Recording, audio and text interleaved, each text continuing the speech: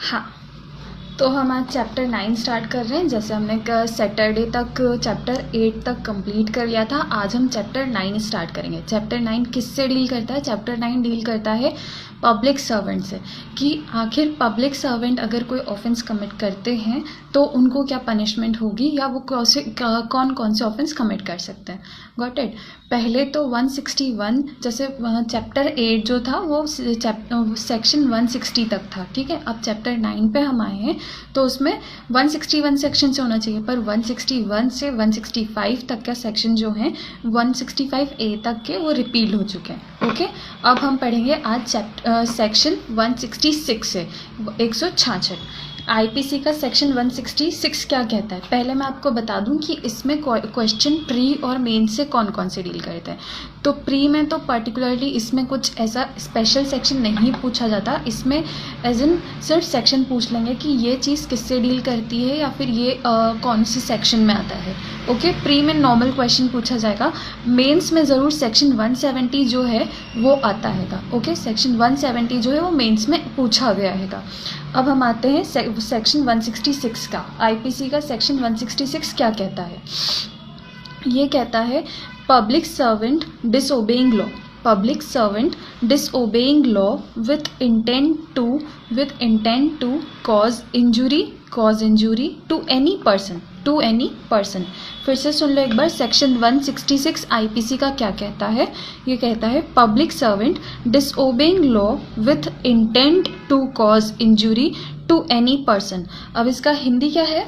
ये कहता है लोक सेवक जो किसी व्यक्ति को क्षति कारित करने के आशय से विधि की अवज्ञा करता है। देखो, पब्लिक सर्वेंट जो है, पब्लिक सर्वेंट पहले आप बताइए कि सोचिए आप लोगों ने कहाँ पढ़ा था? हमने चैप्टर 2 जनरल एक्सप्लेनेशंस में पढ़ा था, सेक्शन 21 में पब्लिक सर्वेंट। ओके, अगर आपको याद ना आए तो आप ध्यान करके एक बार बैरेक में देख लेना, ठीक है। सेक्शन 21 डील करता है पब्लिक सर्वेंट से, वो बताता है कि पब्लिक सर्वेंट कौन कौन होते हैं। यहाँ पे हम पढ़ रहे हैं 166 क्या कहता है। इसने कहा है whoever मतलब कोई भी पर्सन हो सकता है। whoever being a public servant knowingly disobeys, knowingly आ गया यहाँ पे, मतलब कोई जान करके, ऐसा नहीं कि किसी ने उससे करवा दिया, नहीं, वो जानता है उसके बावजूद वो कर रहा है। knowingly disobey कर मतलब ओबे यानी पालन करना नियमों का, डिसओबे मतलब उन नियमों के विरुद्ध जाना, ठीक है, जान करके उन रूल्स को नहीं मानना। knowingly disobeys any direction of the law, कोई भी लॉ का डायरेक्शन है उसको डिसओबे कर रहा है। as to the way in which he is to conduct himself, उस तरीके से जिसमें he is to conduct himself, जिसमें उसको वो काम करना था, उसको वो एक्ट करना था पर उसने नहीं किया। he is to conduct himself as such private public servant intending to cause, मतलब intending to cause or knowing it to be likely that he will by such disobedience cause injury to any person shall be punished with simple imprisonment। इसमें punishment बताया गया क्या है? Simple imprisonment for a term which may extend to 1 year, मतलब 1 साल तक की सज़ा उसको मिल सकती है। कौन सी? सिंपल, ना कि रिगरस। और विथ फाइन और विथ बोथ। ओके, अब इसका हिंदी आप सुनिए, फिर मैं आपको इसका इलस्ट्रेशन बता दूंगी तो आपको इजीली समझ आएगा। ये कहता है जो कोई लोक सेवक होते हुए विधि के किसी ऐसे निर्देश की जो उस ढंग के बारे में हो जिस ढंग से लोक सेवक के नाते उसे आचरण करना है। कोई ऐसा एक्ट है जिसमें पब्लिक सर्वेंट को अपनी ड्यूटी करनी है, ओके, उसको वो एक्ट अपनी ड्यूटी होने के नाते अच्छे से करना है, पर उसने उस लॉ का उल्लंघन किया या फिर उसको जो उसका एक्ट करना था, जो ड्यूटी करनी थी, उसने वो ड्यूटी नहीं की, तो वो चीज़ सेक्शन 166 के तहत पनिशेबल है। देखो, जानते हुए अवज्ञा इस आशय से या यह संभाव्य जानते हुए करेगा कि ऐसी अवज्ञा से वह किसी व्यक्ति को, ऐसी अवज्ञा से वो जानता है, नोइंगली मतलब नोइंगली बोला है, वो जानता है कि अगर वो ये लॉ नहीं मारेगा, अगर वो एक्ट नहीं करेगा तो इससे किसी को इंजरी होगी, किसी को क्षति होगी। ओके, तो ये पनिशेबल है। इसकी अवधि है 1 साल तक की, सिंपल इम्प्रिजनमेंट और विथ फाइन और विथ बोथ। ओके, अब इसका इलस्ट्रेशन आप पढ़ो। being an officer directed by law to take property in execution in order to satisfy a decree pronounced in Z's favor by a court of justice. Okay, knowingly disobeys that direction of law with the knowledge that he is likely thereby to cause injury to Z. Okay, A has committed the offence defined in this section. अब इसका हिंदी सुन लो तो आपको easily समझ आएगा। ये का जो एक ऑफिसर है और न्यायालय द्वारा, मतलब न्यायालय यानी कोर्ट ऑफ जस्टिस ने उसको ऑर्डर दिया है, द्वारा य के पक्ष में दी गई, य के पक्ष में डिक्री दी गई थी, डिक्री की तुष्टि के लिए निष्पादन में संपत्ति लेने के लिए विधि द्वारा निर्देशित है। जो पब्लिक सर्वेंट है उसकी ड्यूटी थी कि वो संपत्ति को लेने जाए। ओके, क्योंकि ये य के पक्ष में हुआ था, कोर्ट ऑफ जस्टिस ने य के पक्ष में फैसला लिया था कि आप डिक्री लेके आओ। पब्लिक सर्वेंट को कहा, यह ज्ञान रखते हुए कि यह संभाव्य है कि तद द्वारा वह यह को क्षति कारित करेगा, जानते हुए विधि के उस निर्देश की अवज्ञा करता है, फिर भी वो पब्लिक सर्वेंट जो कोर्ट ऑफ जस्टिस ने ऑर्डर दिया था वो पालन नहीं करता। इससे किसको, यह को यानी कि जेड को इंजरी कॉज हुई। क ने इस धारा में परिभाषित अपराध किया है, तो 166 में जो ऑफेंस बताया गया तो वो पब्लिक सर्वेंट ने कॉज किया। गॉट इट, मतलब ए ने। अब हम आते हैं सेक्शन 166A पे। सेक्शन 166A क्या कहता है? ये कहता है public servant डिसओबेज direction under law. पहले तो ये बताती हूँ मैं कि ये किस अमेंडमेंट के थ्रू आया है। ये आया है क्रिमिनल लॉ अमेंडमेंट 2013 में इंसर्ट हुआ है। ये अमेंडमेंट सेक्शन 166A जो है ये अमेंडमेंट 2013 में आया था। ओके, ये कहता है public servant disobeying direction under law, लोक सेवक जो विधि के अधीन के निर्देश की अवज्ञा करता है। देखो, इसमें पहले 3 क्लॉजेस बताए गए हैं, ए, बी और सी। अब हम पहले फर्स्ट क्लॉज पढ़ लेते हैं। ए क्या कहता है? Whoever being a public servant, जो कोई भी पब्लिक सर्वेंट होने के नाते 3 क्लॉजेस। पहला क्लॉज क्या कहता है? ए क्लॉज क्या कहता है?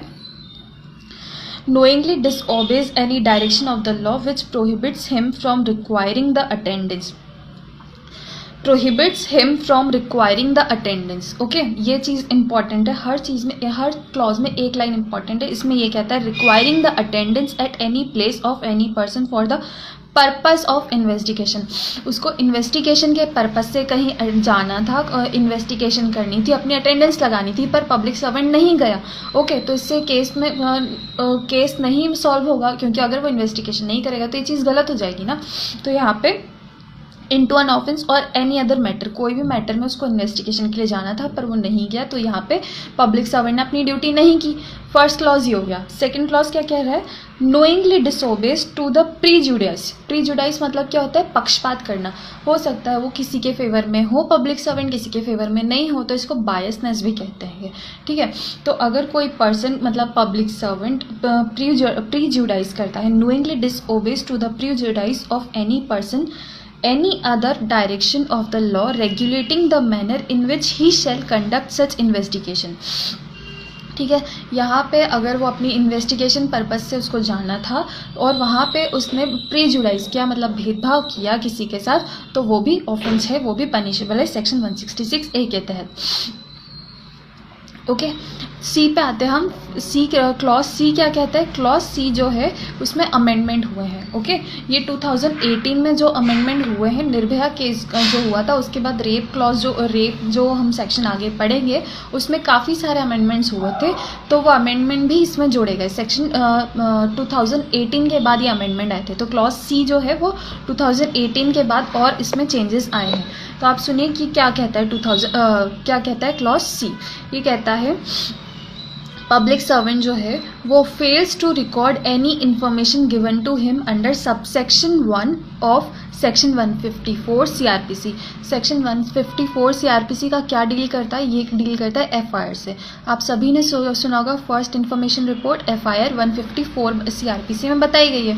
ओके, अब इसमें अगर कोई पर्सन है वो आता है, उसमें आगे कुछ सेक्शन बताए हुए हैं, मैं ये सेक्शंस पढ़ देती हूँ। अगर कोई विक्टिम है या कोई पर्सन है वो इन सेक्शंस के तहत सेक्शन 166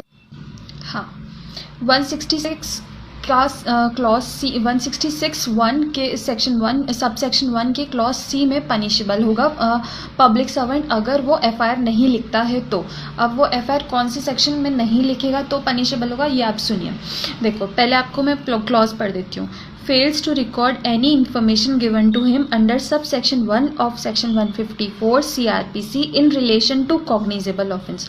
cognizable offence कौन से होते हैं? वो ऑफेंसेस जो जिनमें विदाउट वारंट अरेस्ट कर सकती है police. Okay, cognizable offence punishable under section 326A, 326A, फिर आता है सेक्शन 326B, 326B, फिर है 354, 354B, सेक्शन 370, फिर आता है हमारा 5 सेक्शन हो गए. ठीक है, उसके बाद आता है 370A, 376. ओके, 376 हो गया. फिर आ गया 376A, फिर आता है 376B, फिर आता है 376C, फिर आता है 376D, 376E, फिर 509. और उसके बाद हमारे आए हैं 2018 का अमेंडमेंट. तो उस अमेंडमेंट के बाद कौन कौन से सेक्शन जुड़े हैं वो आप लिखिए. वो है 376AB, 376AB. दूसरा है फिर 376DA, 376DA, DA. ओके, फिर है 376DB, 376DB. ओके, ये 3 सेक्शंस जो हैं ये 2018 में जुड़े हैं आफ्टर निर्भया केस. ओके, ये हुआ. ये क्या कहता हैगा, ये वाला जो हमारा 166A है ये हमें ड्यूटीज़ बताता है कि पब्लिक सर्वेंट की कुछ ड्यूटीज़ थी जो उसने नहीं की. पहले क्लॉज में हमने क्या पढ़ा? पहले क्लॉज बताता है कि उसको क्या कहते हैं, वहाँ पे जाना था फॉर इन्वेस्टिगेशन पर्पस, पर वो पब्लिक सर्वेंट नहीं गया. सेकेंड क्लॉज में क्या बोला था? सेकेंड क्लॉज में वो प्रिजुडाइज कर रहा है, भेदभाव कर रहा है, पक्षपात कर रहा है पार्टीज़ के बीच में. ठीक है. थर्ड हो गया कि इन सेक्शंस के तहत उसको एफआईआर लिखनी है पर उसने एफआईआर नहीं लिखी. अगर देखो ये सेक्शंस कौन कौन से डील करते हैं, जो हमने सेक्शंस मैंने आपको बताए हैं वो सेक्शंस डील करते हैं रेप क्लॉजेस से. उसके बाद sexual harassment at work place, या फिर अजॉल्ट, अगर वुमेन के साथ कोई अजॉल्ट करता है, हमला करता है तो, या फिर 509. ये सब चीज़ें वुमेन से, मोस्टली तो वुमेन से रिलेटेड करते हैं कि वुमेन के साथ अगर कोई पर्सन है वो ये सब चीज़ें करता है. वो अगर वुमेन विक्टिम है तो वो उसके लिए एफआईआर लिखना कंपलसरी है. अगर वो एफआईआर नहीं लिखता है पब्लिक सर्वेंट तो वो पनिशेबल होगा इस सेक्शन के तहत. पनिशमेंट क्या है वो आप सुनिए. Shell be punished with rigorous imprisonment. यहाँ पे रिगरस इम्प्रिजनमेंट मिलेगा for a term which shall not be less than 6 month. मतलब 6 महीने से कम तो सज़ा मिलेगी नहीं, 6 महीने से 2 साल तक की सज़ा हो सकती. मिनिमम 6 मंथ होगी, max to max 2 years imprisonment मिलेगा, वो भी rigorous. Okay, shall also be liable to fine और विथ बोथ. ओके, अब हम आते हैं आईपीसी के सेक्शंस. नेक्स्ट सेक्शन पे 166B, 166B क्या कहता है? ये कहता है, इसको हम पढ़ेंगे 357 का सबसेक्शन C, CRPC के साथ. CRPC का सेक्शन 357 का क्लॉज C भी इसके साथ डील करता है. ये क्या कहता है? Punishment for non treatment of victim. Punishment for non treatment of victim ये कहता है अगर कोई पर्सन है, जैसे पहले क्या होता था, डॉक्टर्स भगा देते कि नहीं आप पहले पैसे लेकर आओ या फिर पहले एफआईआर करो फिर हम इलाज करेंगे. पर ये सेक्शन, ये जो क्लॉज है, ये सेक्शन जो है ये जुड़ा था अमेंडमेंट के बाद. ये अमेंडमेंट इसलिए हुआ था कि कोई भी अगर विक्टिम आता है, विक्टिम आती है, जैसे 375C CRPC का, या फिर कई सेक्शंस ऐसे हैं जिसमें विक्टिम को पहले फर्स्ट एड देना ज़रूरी हो जाता है, वरना उसकी डेथ कॉज हो सकती है या फिर बड़ी इंजरी कॉज हो सकती है उसको. तो ये सेक्शन इसलिए लाया गया था कि कोई भी प्राइवेट हॉस्पिटल हो, पब्लिक हॉस्पिटल हो, या कोई भी हॉस्पिटल हो, चाहे वो गवर्नमेंट से रिलेटेड हो, उसकी रिस्पॉन्सिबिलिटी बनती है कि अगर कोई विक्टिम आ रहा है तो फिर मतलब कोई भी अगर पर्सन आ रहा है उसको पहले फर्स्ट एड दिया जाए, उसके बाद कानूनी कार्यवाही की जाए या फिर कोई दूसरी रिस्पॉन्सिबिलिटीज़ निभाई जाए. पहले उसको फर्स्ट एड देना कंपलसरी कर दिया गया है. कोई भी पेशेंट है उसको फर्स्ट एड दिया जाएगा, उसके बाद ही दूसरी चीज़ें की जाएगी. तो 166B क्या कहता है? ये कहता है whoever being in charge of a hospital, जो भी इंचार्ज है हॉस्पिटल में, चाहे वो हॉस्पिटल हो पब्लिक या private, whether run by the central government, चाहे वो सेंट्रल गवर्नमेंट चला रही हो या स्टेट गवर्नमेंट चला रही हो या लोकल बॉडी चला रही हो, और एनी अदर पर्सन या कोई भी पर्सन चला रहा हो, in contravention the provision of section 357C 357C CRPC के कॉन्ट्रावेंशन में of the CRPC shall be punished with imprisonment for a term which may extend to 1 year or with fine. उसको जो भी इसका कॉन्ट्रावेंशन करेगा 357C CRPC का, वो punishable होगा 1 ईयर और विथ फाइन और विथ बोथ। अब मैं आपको CRPC का ये वाला सेक्शन पढ़ देती हूँ ताकि आपका मिस ना हो। CRPC का सेक्शन 357 क्या कहता है? Treatment of victims. Treatment of victims ये कहता है ऑल हॉस्पिटल्स पब्लिक और प्राइवेट, सभी हॉस्पिटल पब्लिक और private whether run by the central government, state government, local bodies और any other person shall immediately provide the first aid और medical treatment. First aid या medical treatment उनको provide कराया जाएगा free of cost, ना कि पैसे लेके। Okay, to the victim of any offence covered under ये वाले सेक्शन है 326A, 376, 326 में हमला, मतलब कुछ ऐसा कि इतनी बुरी तरह हमला किया गया है, असॉल्ट किया गया है कि उस पर्सन की डेथ तक कॉज हो सकती है। ओके, तो उस व्यक्ति को बिना कोई रिस्पॉन्सिबिलिटी निभाए पहले उसको फर्स्ट एड देना कंपलसरी है, कोई भी हॉस्पिटल को। ये चीज़ हो गया। फिर हो गया 376, ये हो गया हमारा रेप से रिलेटेड जितने भी सेक्शंस हैं वो इसमें आ गए। 376, 376A, 376B, 376C, 376D और 376E। उसके बाद अमेंडमेंट के बाद जो मैंने आपको सेक्शन बताए वो सभी सेक्शंस इसमें ऐड हो जाएंगे। मतलब रेप से रिलेटेड जितने सेक्शन है वो अगर कवर होते हैं, मतलब रेप की अगर कोई भी विक्टिम आती है तो उसको पहले फर्स्ट एड दिया जाएगा, उसके बाद कानूनी कार्यवाही या हॉस्पिटल की जो कार्यवाही होती है वो की जाएगी। Got it? ये चीज़ हो गई। उसके बाद हमारा 166 IPC का सेक्शन 166 यहीं ख़त्म होता है। पहले हमने 166 पढ़ा था, उसमें बताया था कि पब्लिक सर्वेंट अगर कोई डिसओबे करता है लॉ का तो वो पनिशेबल होगा। उसके बाद हमने 166(1) पढ़ा, उसमें हमने 3 क्लॉजेस पढ़े। उन तीनों क्लॉजेस में हमको पब्लिक सर्वेंट की ड्यूटीज़ पता थी कि उन ड्यूटीज़ के उसको ये ड्यूटीज़ करनी थी, अगर वो ये ड्यूटीज़ नहीं करता तो वो पनिशेबल होगा। 1 में ये पढ़ लिया। फिर हमारे 166B में, मतलब 1 नहीं था वो, सॉरी 166A था। ओके, ए में हमने 3 क्लॉजेस पढ़े थे। उसके बाद हमारे 166B में हमने पढ़ा कि कोई भी हॉस्पिटल की ये ड्यूटी बनती है कि वो पहले विक्टिम को, जो सेक्शंस हमने CRPC में पढ़े, 357C में जो सेक्शंस पढ़े, उन सेक्शंस के अंतर्गत अगर कोई विक्टिम आती है तो पहले उसको ट्रीटमेंट दिया जाएगा, उसके बाद कोई दूसरी रिस्पॉन्सिबिलिटी निभाई जाएगी। Got it? यहाँ पे हमारा 166 सेक्शन खत्म होता है। अब हम आते हैं नेक्स्ट सेक्शन पे। नेक्स्ट सेक्शन है हमारा IPC का 167, 167। ये क्या कहता है? 167 को हम 218 IPC का जो सेक्शन है 218 उसके साथ पढ़ेंगे। ओके, तो ये क्या कहता है? Public servant framing an incorrect document with intent to cause injury.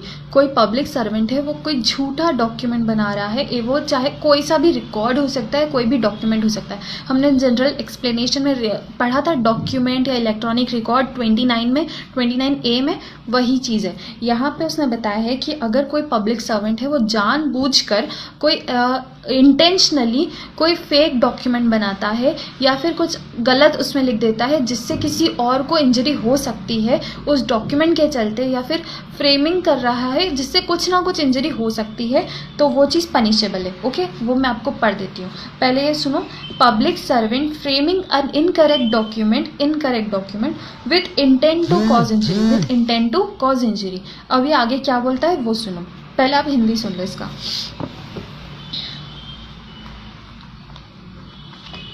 Hindi कहता है इसका,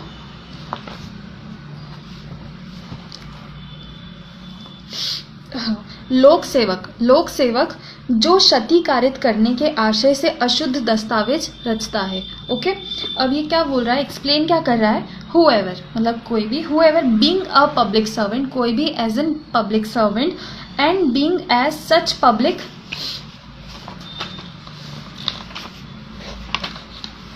as such public servant charge with preparation, उसको एक काम दिया गया है। क्या काम दिया गया है?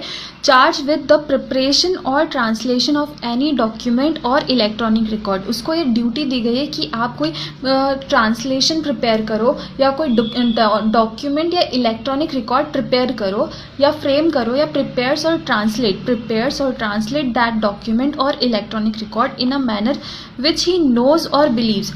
विच ही नोज मतलब वो जानता है और विश्वास करता है कि टू बी इन कि वो गलत है। पब्लिक सर्वेंट को कोई काम सौंपा गया है एज एन रिकॉर्ड बनाने के लिए या कुछ ऐसा प्रिपेयर करने के लिए जो एज एन बाद में एविडेंस काम आ सकता है या फिर एज एन डॉक्यूमेंट, ओके। पर वो जानता है पब्लिक सर्वेंट कि वो जो बना रहा है या फिर जो चीज़ है वो गलत है, उसके पास बिलीव करने का रीज़न है या फिर वो जानता है कि ये इनकरेक्ट है, okay. intending thereby to cause or knowing it to be likely that he may thereby cause injury to any person। और वो जानता है कि अगर वो ऐसा करेगा, वो गलत रिकॉर्ड बनाएगा या गलत तरीके से प्रिपेयर करेगा तो उससे किसी ना किसी पर्सन को इंजरी कॉज होगी। मान लो कई बार मेडिकल रिपोर्ट गलत बनती है या कोई भी डॉक्यूमेंट जो एज एन एविडेंस बाद में काम आ सकता है। कई बार अथॉरिटीज़ जो होती हैं वो फेक रिपोर्ट बना देती हैं एज एन कुछ पैसों के लालच में या कुछ और रीज़न से, तो वो चीज़ यहाँ पे पनिशेबल है, okay. cause injury to any person shall be punished with imprisonment of either description for a term which may extend to 3 years। मतलब 3 साल तक की पनिशमेंट मिल सकती है उस पब्लिक सर्वेंट को जो भी ऐसा कोई गलत काम कर रहा है, विथ फाइन और विथ बोथ, ओके। देखो इसमें सेक्शन 218 हमारा आईपीसी का सेक्शन 218 डील करता है। 218 मैं आपको पढ़ देती हूँ क्या बोलता है, ओके। ये कहता है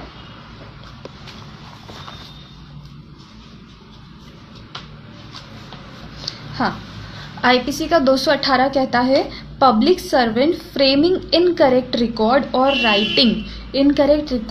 writing with intent to save person from punishment और प्रॉपर्टी फ्रॉम फॉरफीचर। मतलब अगर पब्लिक सर्वेंट का इंटेंशन है कि अगर वो ऐसा गलत रिकॉर्ड बनाएगा तो इससे कोई व्यक्ति पनिशमेंट से बच जाएगा या फिर उसकी प्रॉपर्टी जो है वो फॉरफिट नहीं होगी, फॉरफिट मतलब जब्त नहीं होगी, तो इस इंटेंशन से वो क्या कहते हैं फेक रिकॉर्ड बनाता है, व्हाट इट। तो वो चीज़ 218 में भी पनिशेबल है और यहाँ पे भी पनिशेबल है। अब उसको डीप में तो हम आगे पढ़ लेंगे, यहाँ पे हम ये पढ़ लेते हैं। अब केस सुनो, आप लोग केस सुनोगे तो समझ आ जाएगा। Krishna Govind Patel versus state of Maharashtra.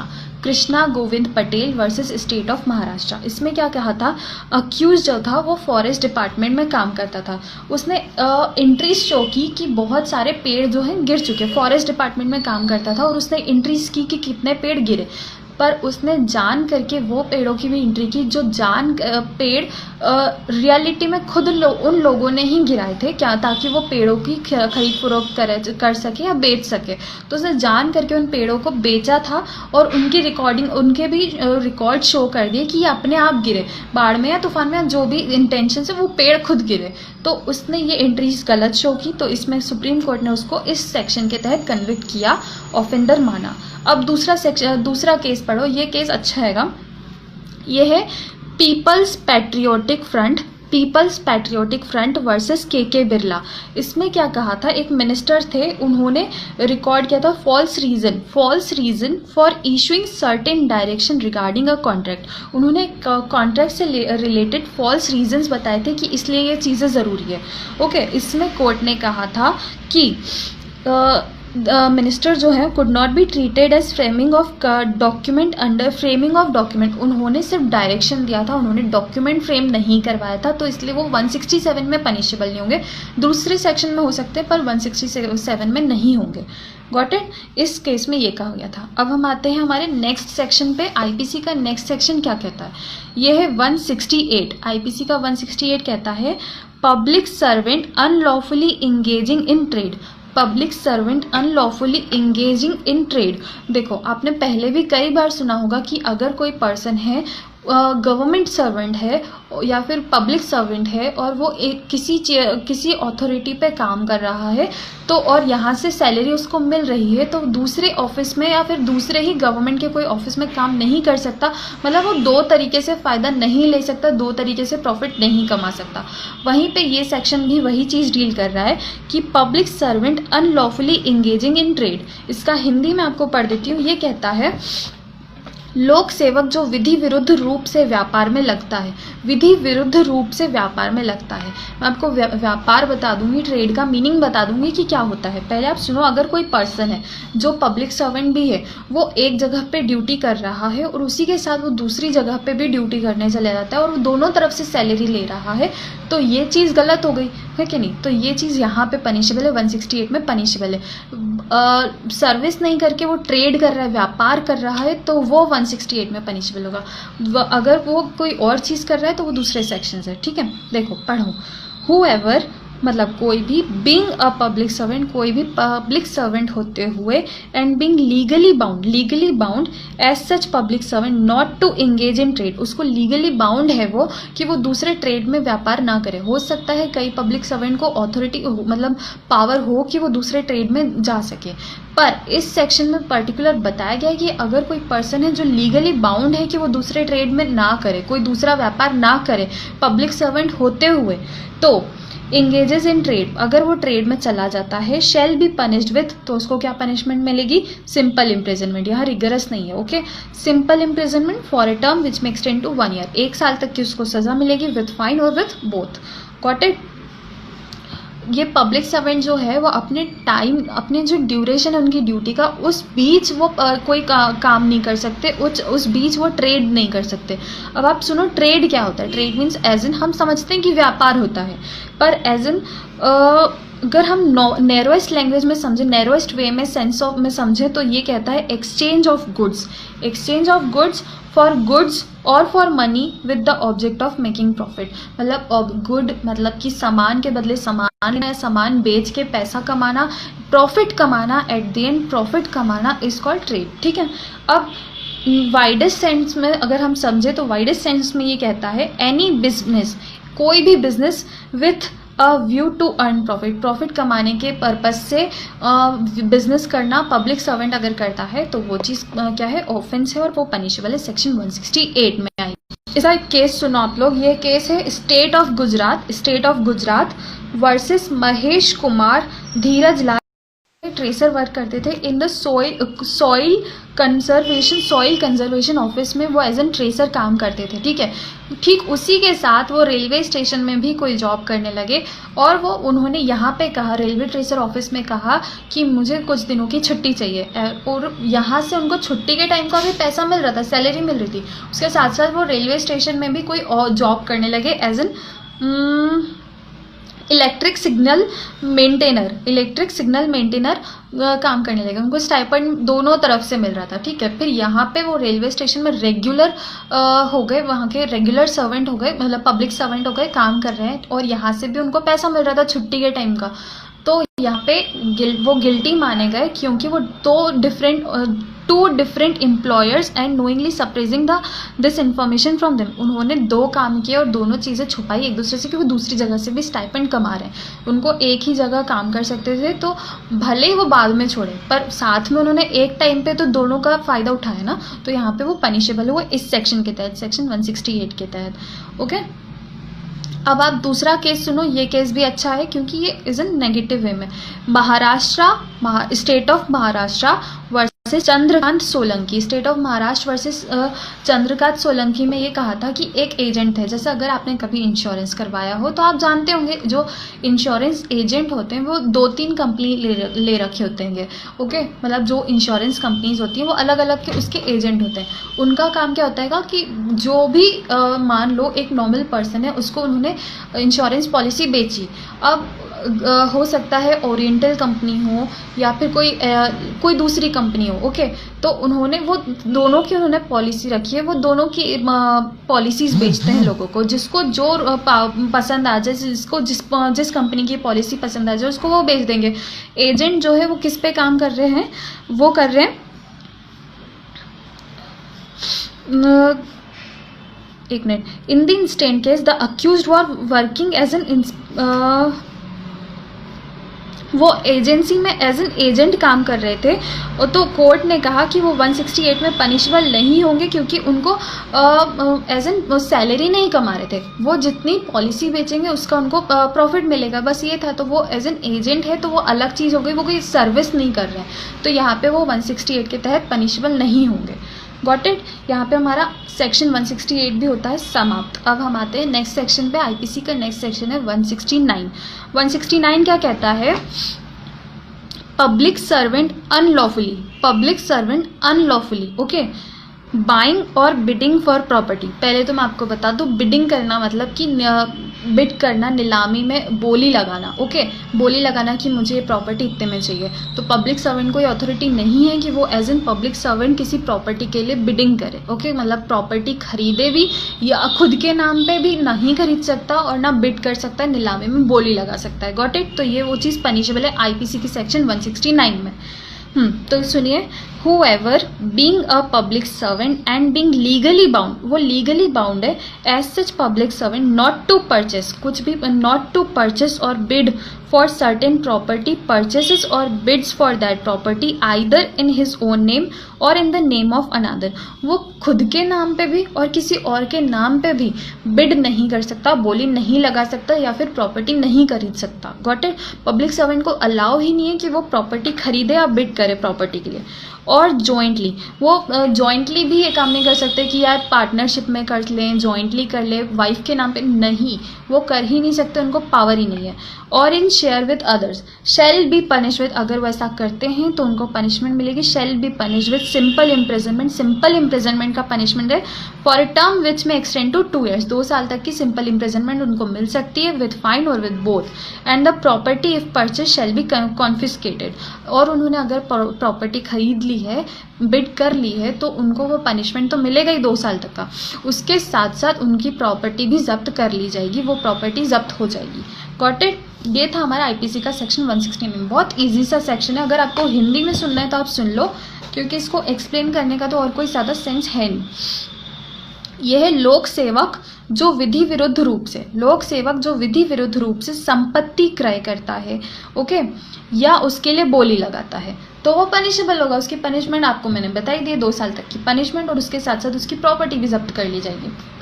यहाँ पे हमारा सेक्शन 169 होता है समाप्त। अब हम आते हैं नेक्स्ट सेक्शन पे। ये है इम्पॉर्टेंट थोड़ा सा, बाकी तो ऐसा कोई खास इम्पॉर्टेंट नहीं था, ये वाला बोल सकते हैं। पर्सोनेटिंग अ पब्लिक सर्वेंट, इसकी हिंदी क्या है? लोक सेवक का प्रतिरूपण। प्रतिरूपण मतलब क्या होता है? पर्सोनेटिंग मतलब क्या होता है? प्रिटेंड करना। मान लो कोई पर्सन है, वो एज एन पब्लिक सर्वेंट, वो नहीं है पब्लिक सर्वेंट, फिर भी प्रिटेंड कर रहा है कि मैं पब्लिक सर्वेंट हूँ और उसके जैसे काम कर रहा है, ताकि वो इससे कुछ फ़ायदा उठा सके, कुछ ऑफेंस कमिट कर सके या कुछ गलत चीज़ों का फ़ायदा ले सके। What it. इसको हम आईपीसी के सेक्शन 229 के साथ पढ़ेंगे। Read with 229 IPC. 229 क्या कहता है आईपीसी का, वो आप सुन लीजिए।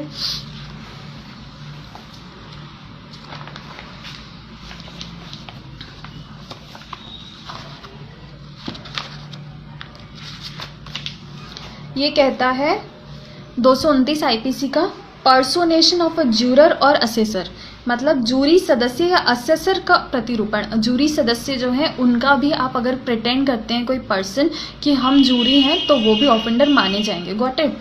अब देखो मैं आपको ये पढ़ देती हूँ ये सेक्शन। ये क्या कहता है?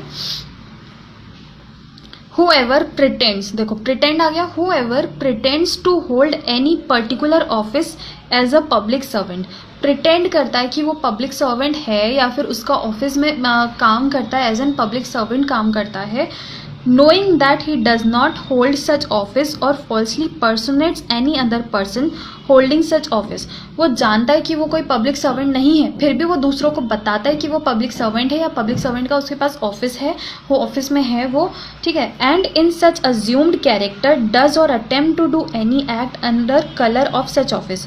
और इस अज्यूम करने में, चीज़ों में, वो एज एन कैरेक्टर करता है कि मैं पब्लिक सर्वेंट हूँ और कुछ ऐसा एक्ट अटेम्प्ट करता है जो एज एन पब्लिक सर्वेंट उसकी ड्यूटी थी करना, पर वो पब्लिक सर्वेंट नहीं है, वो प्रिटेंड कर रहा है कि वो पब्लिक सर्वेंट है और वो लोगों को धोखा दे रहा है, कुछ एक्ट कर रहा है पब्लिक सर्वेंट का, ठीक है। तो वो उसको पनिशेबल है, punished with imprisonment of either description for a term which may extend to 2 साल तक। 2 साल तक की उसको सजा मिलेगी। कोई भी डिस्क्रिप्शन की पनिशमेंट हो सकती है, सिंपल या रिगरस, और विथ फाइन और विथ बोथ, ओके। उसको विथ पनिशमेंट क्या मिलेगी? 2 साल तक की, उसके साथ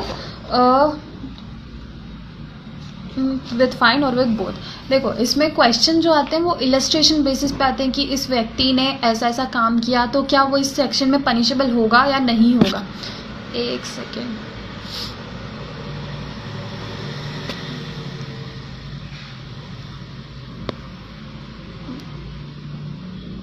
हाँ वो इस सेक्शन में आएंगे अगर उन्होंने एज एन एसपी उनका काम किया या फिर उन लोगों को ठगा इस बेसिस पे कि मैं एसपी हूँ तो मेरा ये, अगर वो इंस्पेक्टर भी ऐसा कुछ कर रहे हैं किसी तो फिर वो पनिशेबल है इस सेक्शन में।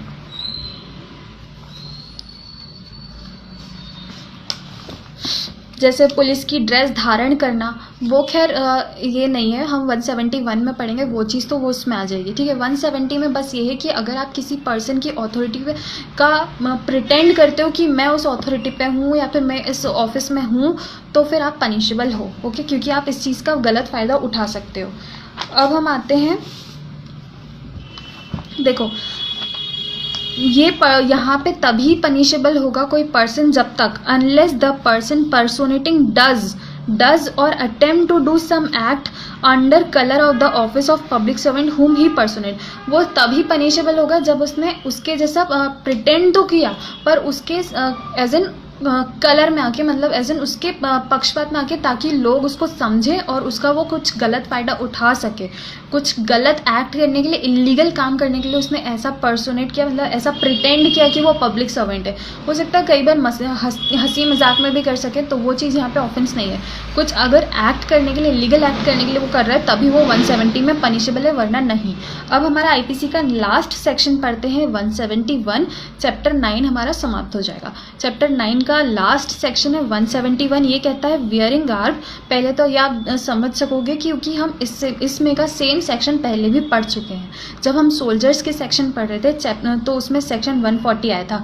आईपीसी का सेक्शन 140 में हमने पढ़ा था कि अगर कोई सोल्जर की ड्रेस पहनता है या उनका टोकन या बैच का यूज़ करता है और वो दिखाता है कि मैं ही सोल्जर हूँ और उससे गलत फ़ायदा उठाता है तो वो पनिशेबल था। ठीक वैसे ही यहाँ पे अगर कोई पब्लिक सर्वेंट की यूनिफॉर्म पहन लेता है, गार्ब या फिर टोकन या फिर उनका कुछ यूज़ कर लेता है जिससे वो लोगों को बताता है कि बैच यूज़ कर लेता है कि मैं पब्लिक सर्वेंट हूँ, मैं ये काम पर हूँ, तो वो भी पनिशेबल होगा। सुनो, वेयरिंग गार्ब और carrying token used bye a public servant with fraudulent intent. Fraudulent intent मतलब फ्रॉड देने के इंटेंशन से अगर कोई व्यक्ति ये चीज़ें करता है तो वो पनिशेबल है। सुनो ये क्या एक्सप्लेन करता है section 171, whoever not belonging to a certain class of public servant. जो कोई भी सर्टेन क्लास, पब्लिक सर्वेंट की सर्टेन क्लास से बिलोंग नहीं करता फिर भी वियर्स एनी गार्ब पहनता है, उनका पोशाक जो होती है, यूनिफॉर्म जो होता है वो पहनता है, और carries any token resembling any garb और token used by that class of public servant. जो भी वो पब्लिक सर्वेंट यूज़ करता है अपनी यूनिफॉर्म में एज एन बैच, टोकन या फिर क्या टोकन, ठीक है, तो जो दर्शाता है, ठीक है, with the intention that it may be believed और with the knowledge that it is likely to be believe that he belongs to that class of public servant. इससे यही बिलीव होगा ना सामने वाले को तो कि यार यही पब्लिक सर्वेंट है, यही वो यूनिफॉर्म पहन रहे हैं, तो यही इनकी ड्यूटी है ये चीज़ें करना, तो इससे लोगों को धोखा हो सकता है। विथ इंटेंशन टू फ्रॉड, अगर कोई व्यक्ति ये यूनिफॉर्म पहनता है तो वो पनिशेबल होगा। विद पनिश्ड क्या हो, पनिशेबल किससे होगा, 3 months 3 महीने की उसको सज़ा विथ फाइन और विथ में एक्सटेंड टू 200 रुपीज़, 200 रुपये तक का फ़ाइन लग सकता है, 3 महीने तक की सज़ा उसको मिल सकती है, और कोई भी डिस्क्रिप्शन की, सिंपल या रिगरस। ओके, यहाँ पे ये हमारा आईपीसी का सेक्शन 171 भी होता है ख़त्म। क्लास का टाइम भी होता है एंड, कमेंट्स ऑन है। वैसे मैं आपको वीडियो अपलोड कर दूंगी, अगर आपको इस चैप्टर से रिलेटेड कोई डाउट है तो आप वीडियो में कमेंट करके पूछ देना और पूछ लेना, मैं आपको कल की क्लास में वो बता दूंगी। और अगर और आज का सेशन कैसा रहा वो भी मुझे आप कमेंट करके बता दीजिएगा। Okay, bye.